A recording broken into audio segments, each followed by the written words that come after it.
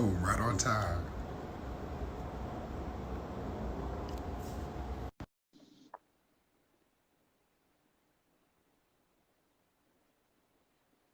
Hey, Hey, friend. what's up? Good work, Tunnel. Let me turn this down. Where's the baby? He is in the back napping, so we're getting ready to talk justice, and You then timed it I'm sure well. just in time the baby's gonna wake up. How about that? Let me put this down I real quick. know. So Uh, yes, I'm super excited to be doing this today. My goodness, thank you so much for coming on. I know you're super busy, no, of course. especially especially during this time because there's just so much happening around issues of Black justice, and with the Black Lives Matter movement kind of really kind of coming out in full force against police brutality, which I think is amazing. That people are hitting the streets and making their voices heard around this issue, and that they're really kind of pushing and forcing their white allies to really also speak up and speak in their communities, start conversations in their communities, and really take action. So, this is definitely, I know, a super busy time for you. No, but it's So, important. In particular because Kelly, so for folks who don't know, both Alicia and I engage regularly in these kinds of discussions. yes. Alicia and I went to undergrad together. We are Columbia Lions. We have been friends for a while. Lions. And Alicia is also a doctor. She's a medical doctor. She's a practicing physician. And she has dedicated a tremendous amount of time, both time on the clock and off the clock, raising awareness around, highlighting the need for us all to be better aware of the challenges that Black women and girls face regarding maternal health and reproductive justice. And so acknowledging that, as I have been posting a lot today, that reproductive justice is social justice, we decided Absolutely. important to have this conversation. So we both have questions for each other, but I wanted, as people were coming in, it's still only 2:03. Look, people are here for this I know. They're conversation. like, what? We here for Uh, this. I don't know, and I don't know. You can't see my shirt either, but I got on my shirt today too. That's on Oh, thing. It what says does your shirt say? "Fuck it up, sis." It's a Oh, it's a protest shirt that I got from Philadelphia Printwork. Shout out to Black okay. women who do Well, awesome things. I should show my shirt too. Let's It's see. Lend. Lend is an organization that I'm a board member of. It's Lend stands for Let's End Neonatal Death. So it's also an advocacy organization that really hopes to bring awareness to Black maternal mortality and morbidity during during pregnancy. So it's Yeah, also in its fledgling months, but we're trying to do some really good work, which Lynn is Ellen. also What's the amazing. website? So it's lendnow.com. That's all we're gonna figure it out. It's either Lendnow.com. .com or .org. Okay, this I is think it's important. that. And don't say fledgling, friends. Say burgeoning, because we are in a. I just saw my CEO and board chair, Sharon Lemon Hicks, has joined us. Uh-huh. She and I have been having a lot of conversations about how the ancestors have been conspiring for our success, and we Uh-huh. are in a very different time, right? Just think about. Yes. I don't know if you remember Marcus, who went to school with us as well, Dr. Marcus Anthony Hunter, who is a professor at USC. Mm-hmm. He and I were talking this morning about the number of white folks. You mentioned this, right? White folks who have been compelled to sort of join us. I have Mm-hmm. been affirmed by the number of white folks who I have seen put their bodies on the line. Literally, white folks at protests saying, "Get between the police and Black folks," as a way of signaling that we're in this place of shift. And so my hope is that by doing things like this and highlighting Lynn, that other people will find ways to support your Yeah, work. So don't say absolutely. fledgling, don't say fledgling Yes, you're anymore. absolutely right. Bushnick. This is Not to be burgeoning, yes. confused with bourgeois or I mean, bougie. whole nother conversation. Alicia, let me ask you this to get us started. Okay, let's get started. I posted something on my Instagram today Mm-hmm. that I found in part by just doing some research. Shout out to Song um, uh, for their definition of reproductive justice. But the thing that I The wrote sister was song? um, Song, Southerners on New Ground, an Oh, okay. advocacy organization that is really led by Black queer women. Mm-hmm. Actually, interesting enough, founding Connection and Mandy Carter, a Black woman who was also responsible for helping to establish a foundation upon which NBJC stands. But they do an incredible amount of work all throughout the country, but again, intentionally anchored in connecting Black queer women and people in the South. Mm-hmm. And so they do a lot of this stuff. So I found two things. Their definition, song Mm-hmm. definition, sister song, is the Yes. human right to maintain personal bodily autonomy, have Yes, ma'am. children, not have children, and Yes, parent sir. the children we have in safe and sustainable communities, right? So that is the goal. Yes, that is the goal. That is, it's aspirational at present because I also read that nothing protects Black women from dying in Mm-hmm. pregnancy and childbirth, not education, not income, No. not even being an expert on racial disparities in healthcare. Yeah. And Not so even being a doctor. so let's talk about that as a Black woman who is a physician who is also a mom. Yeah. How does this and I'm asking this as a Black feminist, right? Somebody who will never be able to enjoy what it means, the joy and the pain, to be clear, of childbirth. But for Mhm. those of us who just don't know, help us to understand what this is like in the lives of Black women. Yeah, I mean, it's this issue is just super important because it really this theme the theme of reproductive justice runs parallel to all themes in the life of a Black woman, right? So not only does it encompass her being able to have complete and total autonomy over her own body, right? Which, as you mentioned, being able to, whether she has children, chooses not to have children, and also being able to raise her children in a safe community and in a safe space, right? Like those are all super, super important things. So as you can see, that kind of incorporates her family, it incorporates parentage, it incorporates her community. And in addition to that, it incorporates other aspects of what we call social determinants of health, which are societal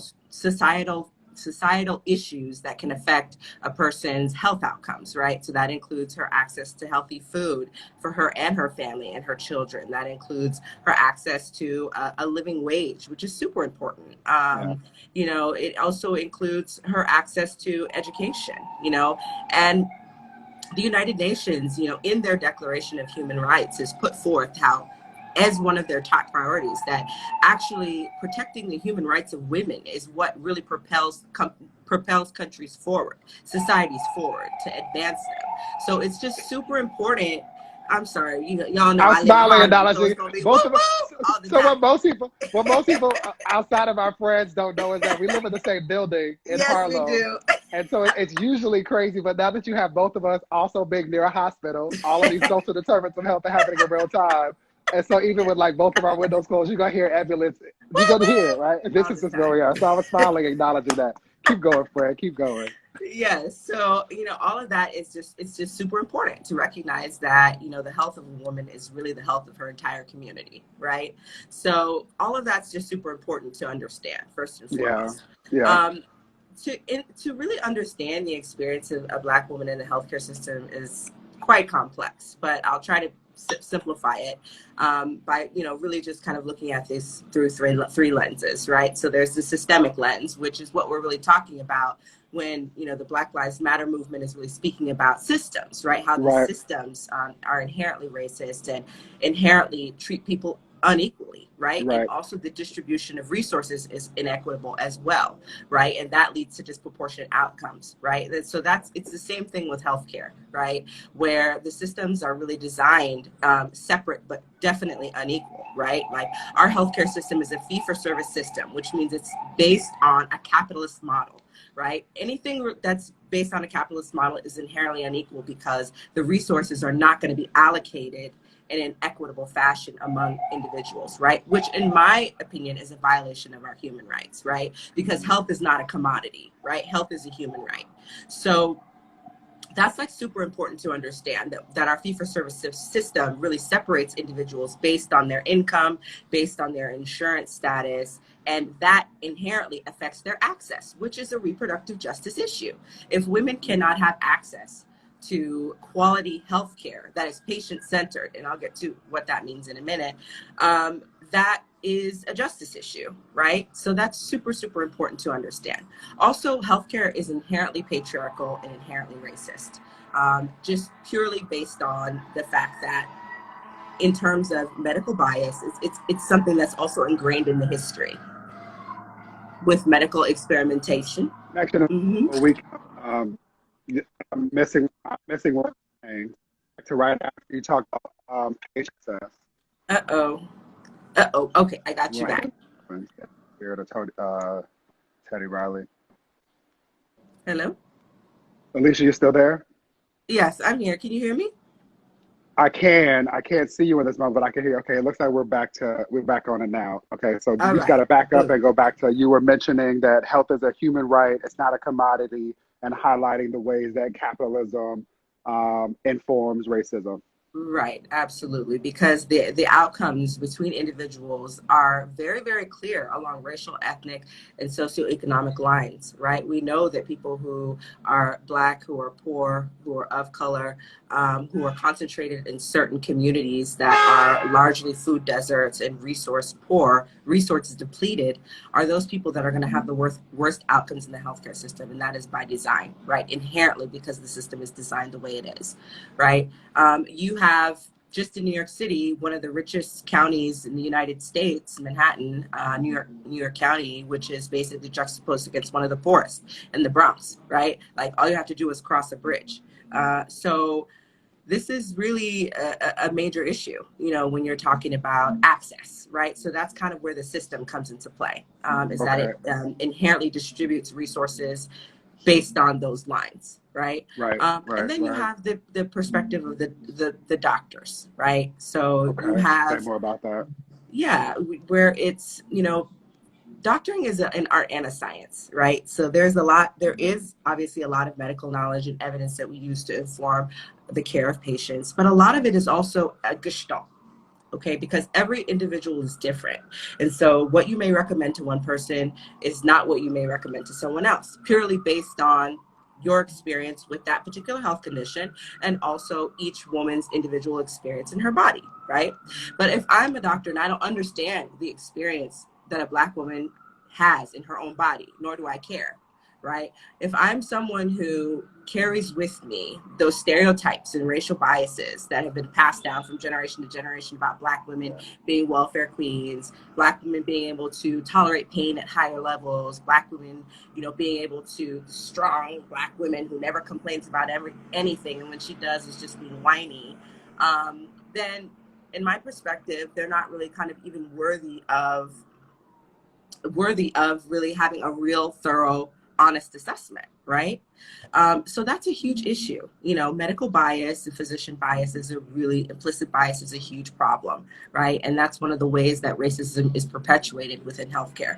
And then there's the issue of the woman herself, what she Wait, experiences. before you move Uh-huh. on, because Uh-huh. it is significant for us to be having this conversation with a Black woman who has experienced the healthcare system, but who is also a practitioner. Yes. I want to stay in the space a little bit longer.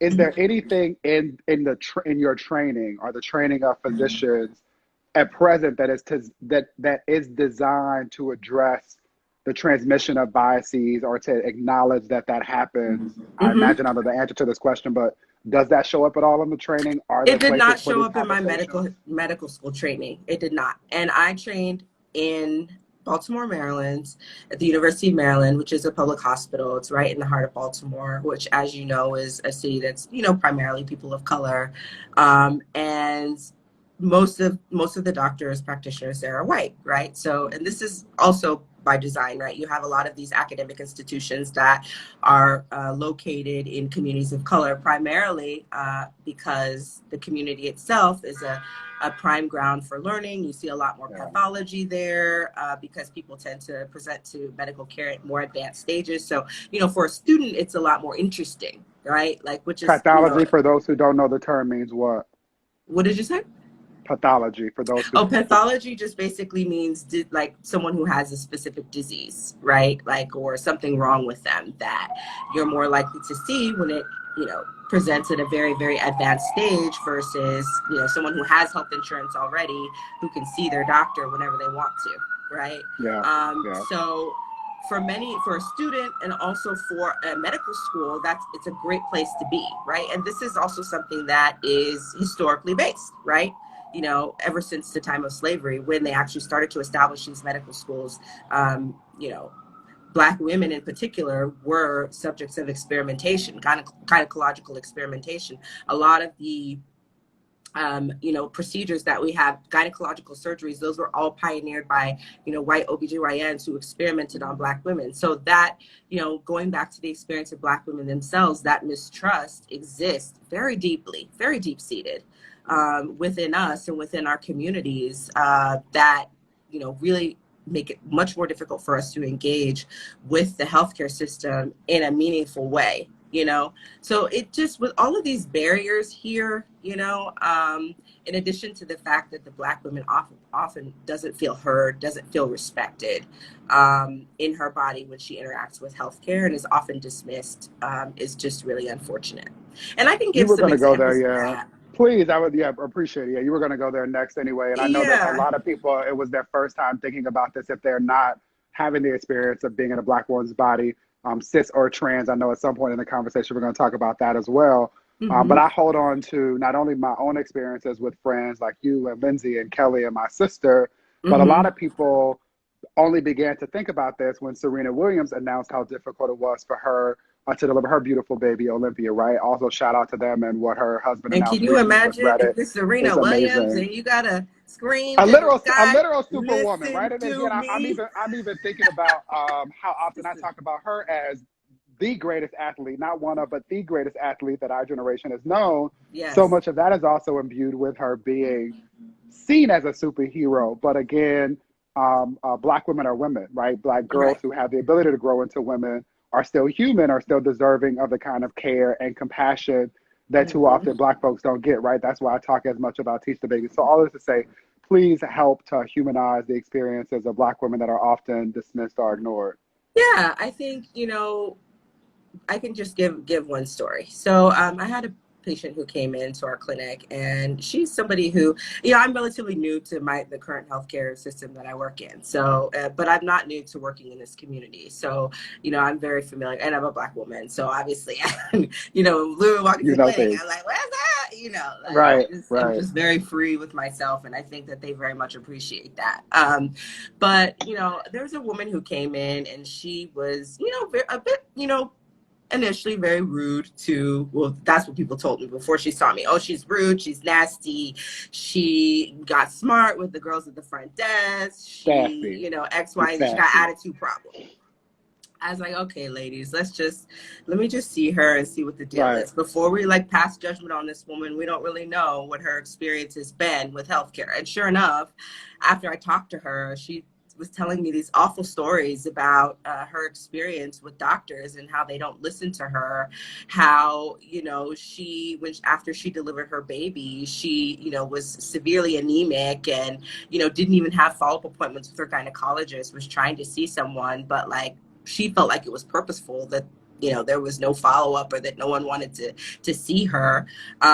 She's been to the clinic several times and just felt super disrespected. Nothing was explained to her. And so she has this very hardened attitude towards healthcare. Whenever she comes to the doctor, she hates coming to the doctor for that reason, because she just knows Understandable. that it's going to be an awful experience for her. So, after we talked about that, I was like, she was actually smiling and calm and just really happy that, this experience wasn't going to be like that. Because before we even got into that conversation, she was, she was a little standoffish with me, but I was like, hey sis, I'm on your side. Let's talk about this first before we even talk about what you're here for. Let's talk about, why it is that you're upset, or what is it that I need to understand about your experience in healthcare Yeah. first. Yeah. And often those questions are asked. Yeah. I was gonna like what is it that I need to understand about your experience? Mm-hmm. Pause is a powerful statement that is seldom asked of Black folks, right? So even in Mm-hmm. this moment of so many well-meaning white people and asleep Black folks who are tripping over themselves to take up space to deal with their own feelings, Mm-hmm. right? Like asking that question to seek to understand is foundational, and I think it's often missed, right? Like Right. I'm even surprised that cis kept showing up, right? I think often about conversations I have with Black queer people who are like, I spend so much of my life dealing with different forms of violence. The last thing I'm going to do is volunteer myself up for that kind of experience. So if it means like I don't go to the doctor, then fuck it, I'm Yeah. just not going to the doctor. And so Yeah.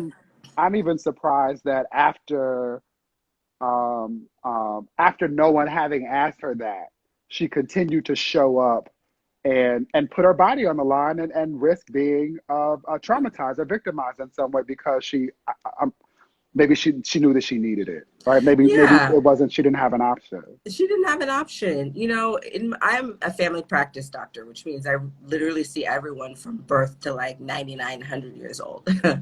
And I've always been super proud of that. Like anybody who walks into the clinic, I can see you, and we're all one big happy family. Great. Yeah. However, over the last year or so, my practice is slowly kind of, I don't even want to say slowly, I would say quickly has evolved into a gynecological practice. And, you know, I started asking the women who come in, like, how did you hear about me? I'm just curious because, you know, I really see everyone. So it's just interesting how like certain individuals, women of color who are young and in the reproductive age are flocking to my clinic, which is like kind of in the cut in the Bronx, and like it's not like on a We're gonna main find some strip or stuff. anything. You know, it's But like, again, the okay, fuck to how the did you find capitalism. me? When there are things that don't exist for us and there's something that is, we're going to find it. Word of mouth is going to let people know, if you need help, go this way. Well, Right? It yeah, happens in but it's school. it's Yeah. the fact that many of these women have had traumatic experience, like Yeah. that in their accessing healthcare, particularly as it revolves around reproductive health, that has been so traumatic for them. You know, we often forget that it's the healthcare system that traumatizes women in a way, in a fashion where, you know, it affects their entire sexual health, right? So, you know, hearing these stories of these women, you know, in terms of the examination, which is a very sensitive, a very sensitive topic for people, nothing being explained to them, you know, touching very intimate parts without explaining, or, you know, when women express discomfort or pain and it's kind of disregarded. Not even necessarily just helping someone off the table, like giving a hand, like, let me help you up so you can sit up, you know, let me not just leave you here laying down, like exposed, you know what I mean? Which happened to me in my OB's office, and I'm a doctor, and I ain't even gonna use cuss words on this. We You know grow. me, I have the pottiest mouth, but this BI literally, when I was 37 weeks pregnant, left me on the table after she examined me, nothing covering me, legs open, and left the room. I said, hold up, bitch. No, you didn't. Wow. And you are a doctor. She knew you were a doctor. I'm like, wow, this is crazy. And your response was what? She just left the room. I didn't even get a You didn't have a chance to respond. She was gone.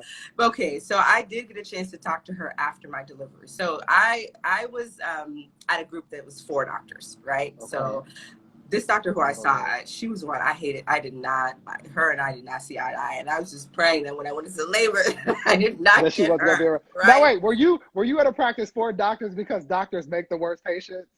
I am not a great patient, only because I don't I know don't any trust, doctor. You, Elodie, Miranda, every doctor I know and I consider a don't friend trust. is clear like I'm not a good patient. The It's the part medical because y'all are mistrust is controlling. Yeah. real. Wow. Even as physicians, because you know what's good. We're laughing about it, but this is scary. No, it's really scary.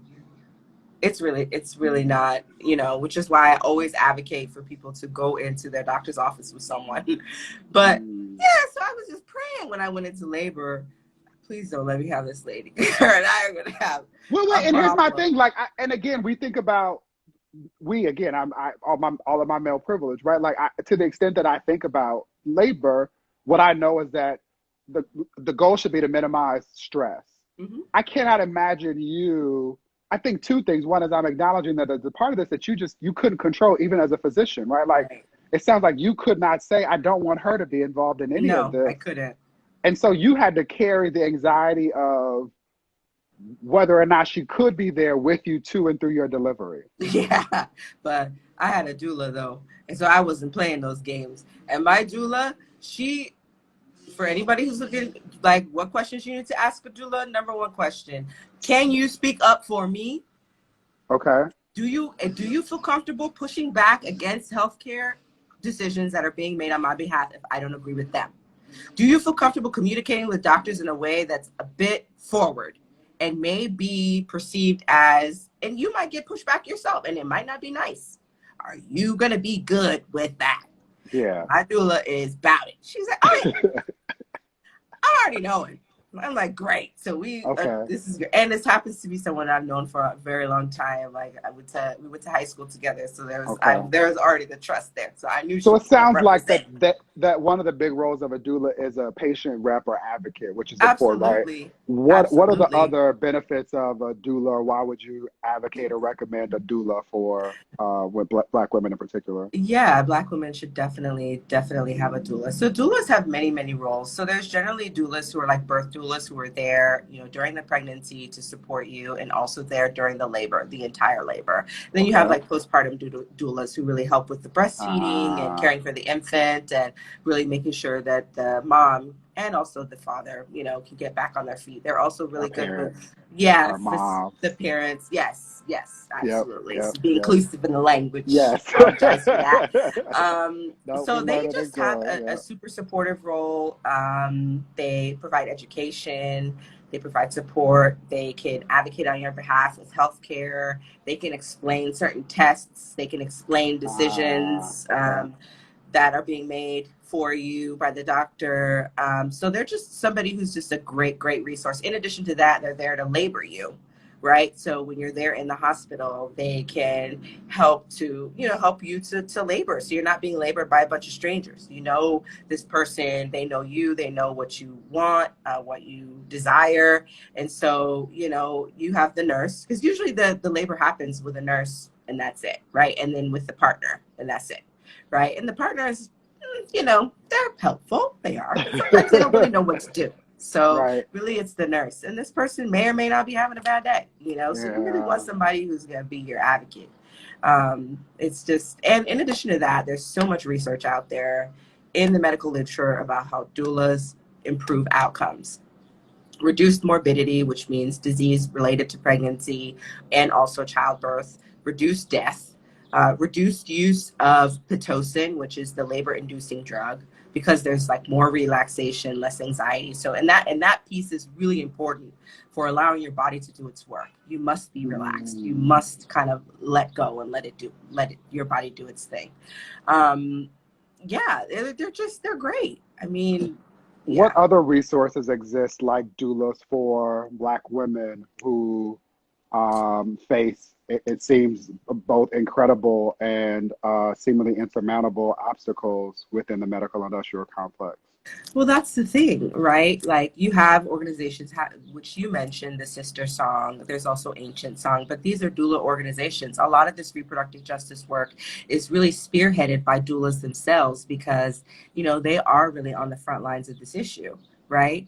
And this is why I feel like it's something that's super important for me to kind of bring to the forefront as a doctor because, not many physicians are really speaking about it. I think now that we're kind of in an era where justice is kind of moving to the forefront of the conversation, hopefully more doctors will start to speak up about this, about the implicit bias that they witness and, and holding people accountable, right?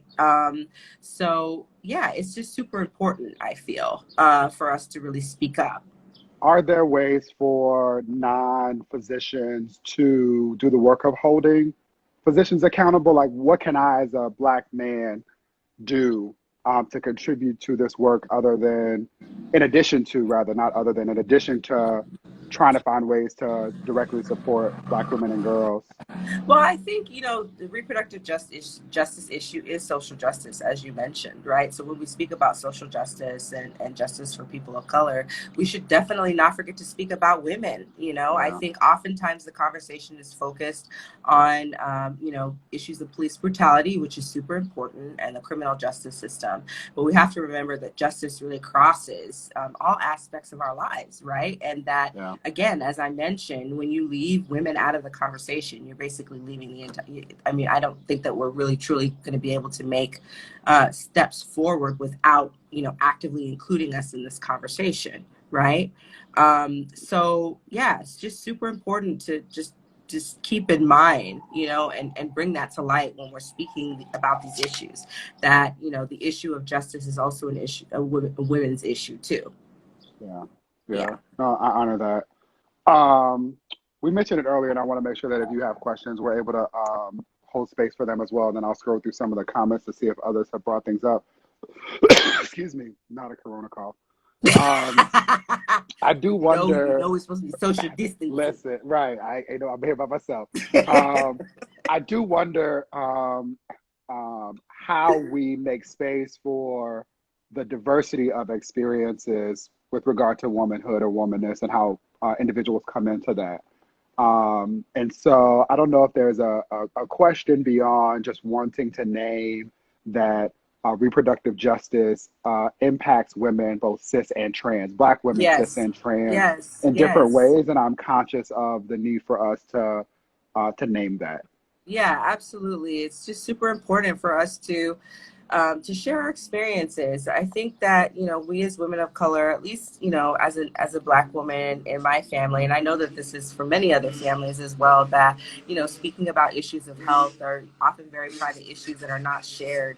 And that kind of, you know, idea or mentality around, oh, I have to hold this myself. Like I have to Yeah, hold my trauma with healthcare in my own body. Like I can't share that with others. It's definitely a fallacy, because that means that, you know, other women suffer just like me. You know, for me not to say that I'm not also the victim of implicit bias and racism, and I'm a physician, and I yeah, call that joint out at the start. I'm like, look, yeah. you don't know me, but this is what you need to know about me, if nothing else, because I'm not Right. here for the shenanigans. I'm just Right, not.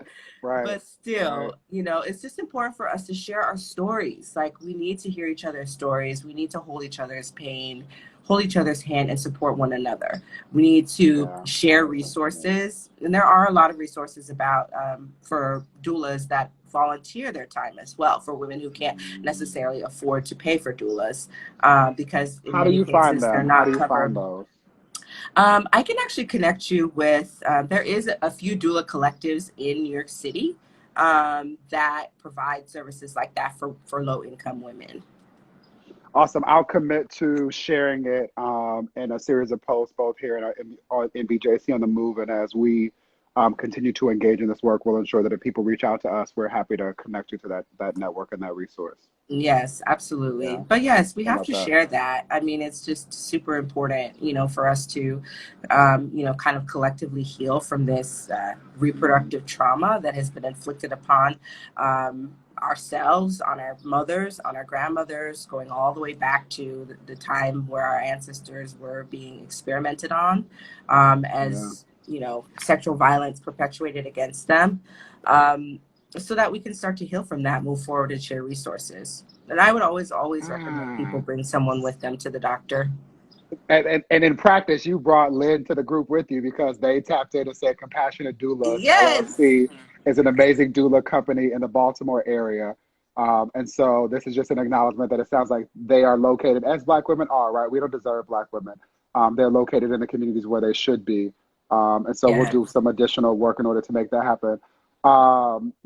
Kelly talked about a lot of this is even harder now with COVID, Hmm. and sort of visitor companion restrictions. So just acknowledging that it's harder to think about having an advocate with mothers now as they deal with. Absolutely. Yeah. Yeah, I didn't think about that as well. So the two things, and then I will try and refrain from asking you more questions. A lot of people just saying that they love and appreciate you showing up as a Thank you Black all for woman and as a showing up. physician. Is one, how is COVID both complicating things and maybe possibly disrupting things such that we can shift in a more in a radically inclusive direction? That's one question. And the other is, you and I have even talked about this as it relates to Jordan. I talk very publicly about my 16-year-old niece, 16 going on Hmm. 31. And I, for years, at least since she has been 10, she and I have had fairly uncomfortable conversations about sex and sexual wellness and options and HIV and condoms. And Hmm.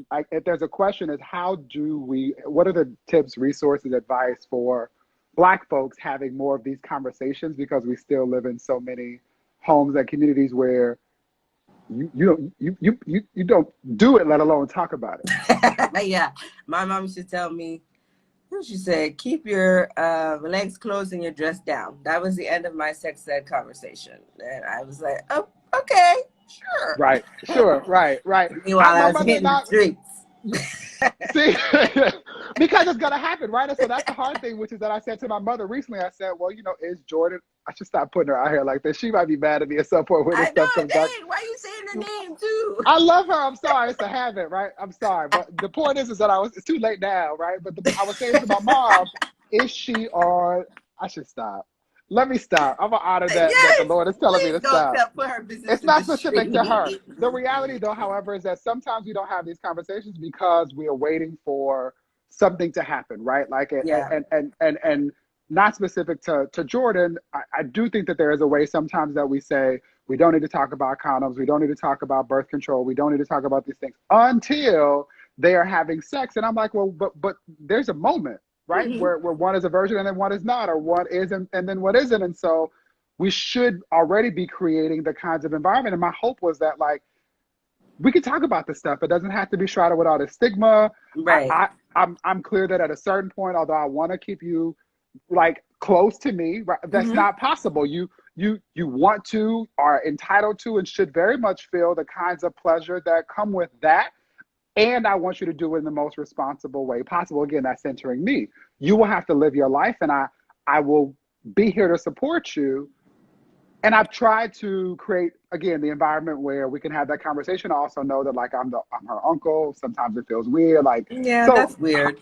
how do we do more? So how do we do it in ways that aren't I mean, weird? I My wasn't heart's in the talking to right my uncle about these place. things. Who were? But you said you weren't talking to anybody about it. So Mama said keep your legs closed and your dress I down. really wasn't. I So really wasn't. how do we? Where's the place in the middle where it's Well, I not was talking weird? to one person, Okay, who and it was that? happened to be the school nurse in my high school. Okay, So she was very uniquely positioned, I think, geographically, because she was there in the school. And also, she was just like a very caring, open, non judgmental person that I woman knew of that I color, could go to. black No, woman. she wasn't. Oh, Mm-mm. interesting. Okay, so this isn't about race in that regard. She was competent and compassionate. Yes, yes. Okay. Very competent, very compassionate. And she always would just sit and listen and support and just try to, Sit and encourage me and listen. push me in the right direction. Yeah. I So it heard you doesn't say sit and listen. That's step number one. super, I mean, because, and sometimes with teenagers, they're kind of sometimes a little awkward in terms A of having little, conversations. a little. So you have to sit and let them speak and give them a space to talk, because if you overtalk them, they're not going to talk. Now they're gonna shut down and not Yeah. answer the phone. Yeah, exactly. So, Okay. so to What's answer going your on with COVID? Yeah, Yeah. COVID. So COVID has really changed everything, my goodness, in terms of healthcare. I think in particular, as it relates to seeing patients in person, a lot of these visits have been converted into telehealth visits that are happening via video and also through the telephone. And this is even happening in OBGYN offices too for pregnant women. And, this has been a blessing in some respects because it's, really kind of allowed people to stay in their homes and stay safe. And it's really was a necessity that was born out of just the pure infectiousness. COVID is Yeah. just highly infectious, of the nature of the virus, and also the fact that pregnant women are inherently immunosuppressed. So we really didn't know how that was going to play out. We know that people who have weaker immune systems, like pregnant women, were suffering at disproportionate rates from complications from COVID. So really just trying to keep them safe. The problem with that, though, is that you can easily miss things, right? You can easily Mm, misinterpret things. if As if if people don't have the benefit of coming in regularly and checking up and all of that. Right, because when you come Okay. in, you're checking someone's blood pressure, you're checking, their weight, you're checking all of these other things that you're just not going to be able to check. You're checking for the baby's heart rate, checking for heartbeat, things like that. You're checking for any pain, all of those things. And you're also doing other laboratory measures like checking her urine to check to make sure that that's good. So for lower risk women, obviously, the thought was that, well, we don't really need to have them come in. As the risk benefit ratio is that if they stay home, perhaps we would expose them less. Um, but there was a young woman who actually in the Bronx who recently passed away. Her name was Amber Rose can't remember her last name. I'll But she look it up. recently, Amber Rose, yeah, and not to be her, confused with I was recently Kanye's on a ex. panel with, yeah, no, definitely not. I was recently on a panel with her husband who was telling the story and advocating for their organization, the Save a Rose Foundation, that was started in her honor, in honor of her death. But again, someone who, you know, this, you know, was the victim of medical neglect because these telehealth visits and, you know, there were things that were missed, unfortunately, and she passed away from HELP syndrome, which is also what I had during my pregnancy. It's very scary. Mm. So, which is a syndrome of preeclampsia.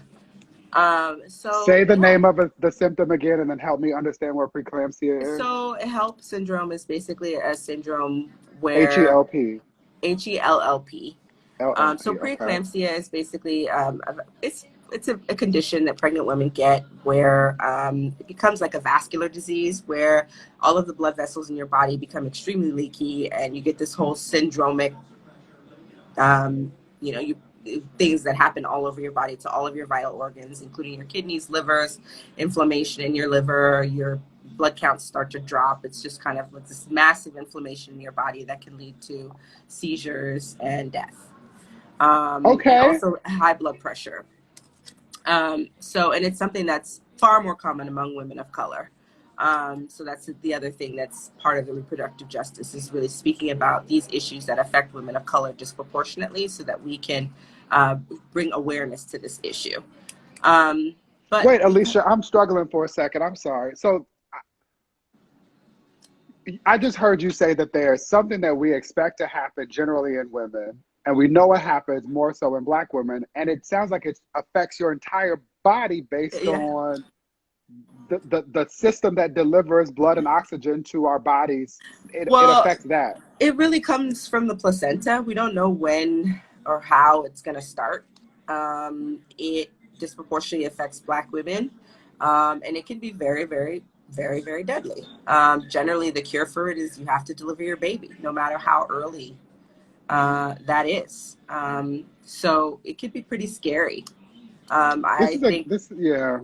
yeah, I'm sorry. Let me let you finish. You it's said it could okay. be pretty scary. Yeah, it can be. I mean, mine developed in my labor when I was already at the hospital. So, but I had noticed that I was gaining a lot of weight like 2 weeks before that. I had gained 5 pounds in 1 week, which I thought was weird. I had been gaining one pound a week. And I told the doctor that. I was like, it seems odd. Like 5 pounds is a lot.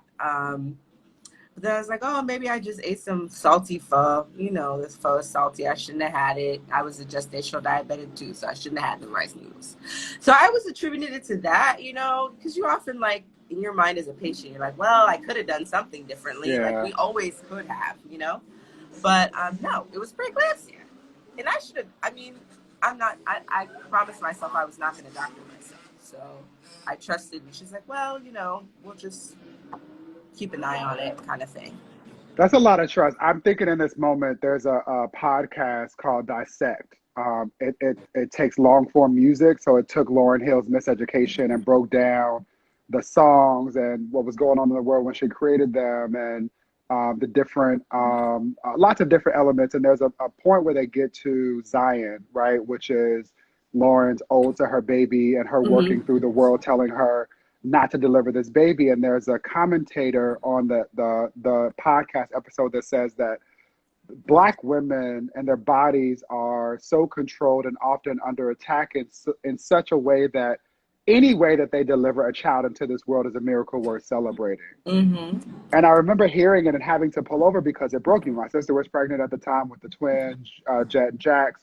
And it was a reminder to me that like there are these things that happen that we've accepted that we don't even talk about. Like it is literally like you offer yourself up for the potential of death to bring life into the world, and and there are things about it that are specific to race. And I don't know that I even in this moment have the words to explain how that makes my body feel processing that right now. Mm-hmm. Yeah, and we don't really know. I mean, we know that there's a theory called weathering, right? Which is where, because we don't really know a lot about preeclampsia, like why this happens. We know how it happens, but we don't really know why it happens. But there's a theory that's called weathering, which is that Black women have experienced so much generational sexual gynecological trauma that it has, in effect, changed our genetics, such that when there are certain processes that our body goes through, these genetics, this adverse genetic reaction manifests. So, and they actually show that, there's a shortening of the DNA strands and a fraying at the ends of the DNA strands, and they call that weathering. So, yeah, but there's still so much work to be done around understanding why it is that Black women disproportionately have this issue. So what do we do now? There was a sister, someone in the comments who earlier said after we have our babies, they don't care about our blood Oh, pressure tip, rising. tip, They tip, just tip send us on our 77. way. That's That's my exactly who sister. said that. Yes. It's Somebody else talked about it. Just feels like they just don't care about us. So what do we do, Fran? yeah, I mean, Oh, definitely. somebody said too. Subversive Smurf said yes, that happened to me. I never go to the doctor.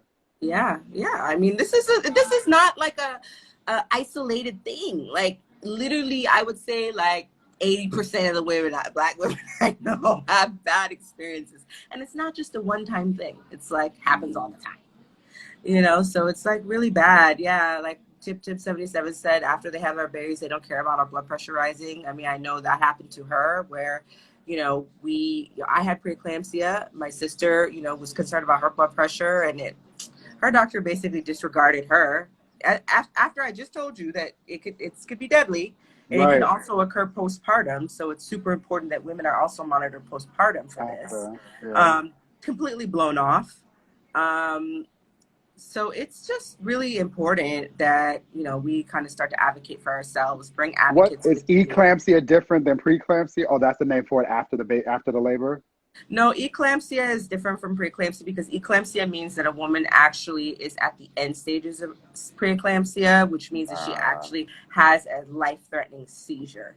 So that's what eclampsia means. So in addition to this whole syndrome of, having anemia, having low platelets, having severe liver inflammation, having kidney failure, having, low platelets, so you basically can bleed to death, and this is you're having a baby. A So it's seizure while important you're that having a baby. your platelets and your clotting factors be normal. And then the seizures are kind of the end stage of that. What is a seizure? So a seizure, you really want to break this down, don't I you? mean, I got a doctor on. I'm like, yeah, why I, not? Because we know. I mean, in part because when I think of a seizure, I think of how it's presented based on Hollywood TV shows and movies, right? We see someone yeah. what seems like unable to control, like something is happening internally, but I really want to know what's happening, what's going on inside. Yeah. So basically, a seizure is basically like a malfunctioning. So your brain is like this massive electrical circuit, right? Okay. And they say that humans only use about 10% of their brains, but children use 50%, 50, 60%, which is why, that critical period between 1 and 6 is so important for child education, exposure, all Yeah. of those things. And that's also a Yeah. justice issue, right? You can't talk Yeah. about It's why I'm reproductive worried justice about without babies talking protesting about now. Yeah. right, without talking Yeah. about also infant mortality and also, Yeah. early childhood education and all these, issues that children face in early childhood. You can't Yeah. separate the Social two. But determinants. That's what you said earlier. Social determinants yeah, of health. Yeah. so basically your brain is like this massive electrical circuit, and when you have a seizure, basically the circuit malfunctions and overheats, basically. So with that, your brain is stuck in this loop of electrical activity that causes you to seize, right? Because your Got it. brain controls your body, controls your muscles, it controls everything, your consciousness, all of that. So people go unconscious and they start to seize, and you may see the shaking depending on the types of seizures they have. But that's what Got it it. is. Yeah, Got and it. that can be life-threatening. Got it. Super helpful. Thank you for that, friend. Someone asked if this conversation be recorded. Yes, I will share it immediately to my page. It'll also be on NBJC on the Move, and I will share it with Alicia as well, so that she can share it on her platforms. Subversive Smurf said, I'm indigenous. That was the comment earlier that I read about I don't go to the doctor. They said I'm indigenous and very suspect of Western medicine with regard to my people. I understand it. I talk a lot now about how people should be clear that these protests are also rooted in white people creating the postal system so that they can still land from indigenous peoples, let alone try and control our bodies. Mm-hmm. Yeah, with regards to white people, absolutely. Yeah. And it's the thing is, with Western medicine, it's really good at some things, and there's just so many things we get wrong. I mean, it's, in terms of, prevention, maintaining health, we're not so good at that. We're really good at like treating people who have acute diseases, who are acutely ill. We have the technology and the know-how to do that. But in terms of prevention, which is like 90% of what healthcare should be, we're not so good at that. We don't need, and the healthcare system doesn't prioritize that. Insurance companies don't pay for that. They don't pay for you, the 15 minutes that I have with each patient, the code for dietary counseling, that's not reimbursed, right? They want me to put Mm. something there like like high blood sugar or diabetes. That's what they're going to pay for. But they're not going to pay for me to do Preventing the somebody from getting education. there. Yeah. Yes. No. Because the profit is in the pain part of it. It's not in the Exactly. prevention. Yeah. Which is unfortunate. And that's also a justice issue. It is, and to that point, right as we're having conversations right now about defunding the police Mm-hmm. and divesting resources from police who are getting funds that otherwise should be going to social workers and counselors and healers and Mm-hmm. doctors, Yeah. this is important and appropriate, and I appreciate you continuing to hold me accountable as somebody who is positioned based on the work of MBJC to do better. Mm-hmm. I've taken a lot of notes, and I'm going to write our plan, which includes making space and connecting with organizations that do work around reproductive justice for Black lesbians, Black trans women, and gender nonconforming folks, because we can and should be doing more in this regard. Yes, absolutely. So how do you feel like this kind of all fits into the overall vision and theme of Black justice? I think that at least two things. One is I continue to say and have written a lot more since June 1st that all Black lives matter, right? To Mm-hmm. be Right. clear, not to be confused Yes. with all lives don't matter in this moment, right? Um, this is particular in acknowledging the collusion of race and racism and anti-Blackness and white supremacy in this country. Mm-hmm. And as it relates to that, right, like all of us are free, all of us cannot be free unless and until all of us are free. And this is about us being holistically able to be in our Mm-hmm. bodies and whatever that means at a particular point in time, if we so choose to do whatever with it, right? Like bodily Right. autonomy in every way, shape, or form. And in order for that to be real, this has to be addressed. Mm-hmm. And so in particular, what I'm mindful of is that we have a number of partnerships, including with Planned Parenthood. Mm-hmm. We can and should be doing more with Sister Song and with Song. I don't want to conflate those two organizations as it might have been interpreted as us having done in the beginning because of me reading that definition. And so what we will be doing more, especially this summer, is holding space for and connecting with leaders who do this work all the time so that as Mm-hmm. we are advocating for policies, not only at the federal level, but in the states where Black queer people are disproportionately concentrated, state in the South in particular, and as we're fighting for things like the Equality Act, that this is very much included. Mm-hmm. Absolutely. Yeah, Great. I think That at a sounds minimum great. we can be doing that.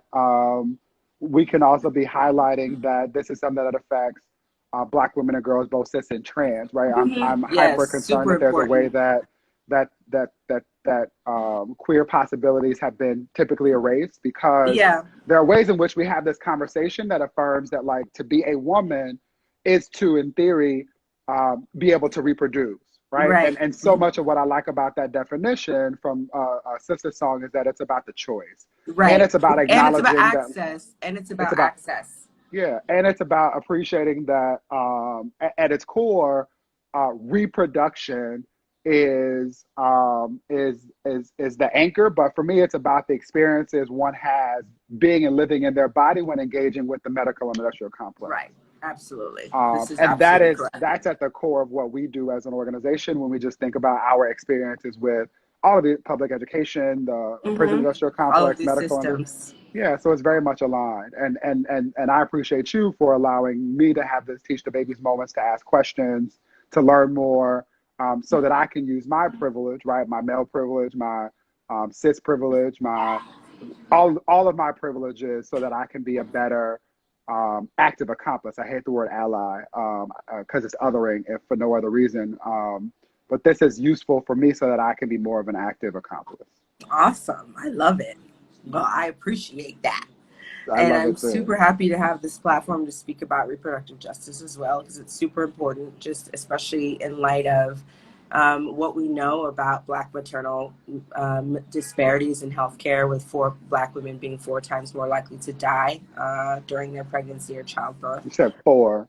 4. Yeah. And that's controlled for race, class. I mean, not race, sorry. Controlled for class, income, status. Yeah. All the other things that they All say the level it things. out. Yeah, and it does not. So, yeah, so it's just super important that we start to try to also kind of take control of, there's obviously from a systemic point of view, things that can be done, but I think also within our community, there's work that we can do as well in terms of raising awareness and sharing resources and providing support to other women who may be experiencing these traumas at the hands of the healthcare system, and to know that they're not alone, Yeah. and that it's very common. This is not something that's uncommon at all. Is there a place where, is there someone who is collecting these stories or otherwise helping to normalize the reality that this is not an isolated experience, that it is a form of systemic oppression, and a Yes, way for us to there's understand how actually, racism is working? I mean, there's actually a few really good books that were written about this issue. There's one in particular that I actually am still actively reading called Reproducing Race. It's basically an ethnography about the racialization of Black women during pregnancy and how the healthcare system perpetuates racial disparity in that sense. Okay. It's actually quite powerful.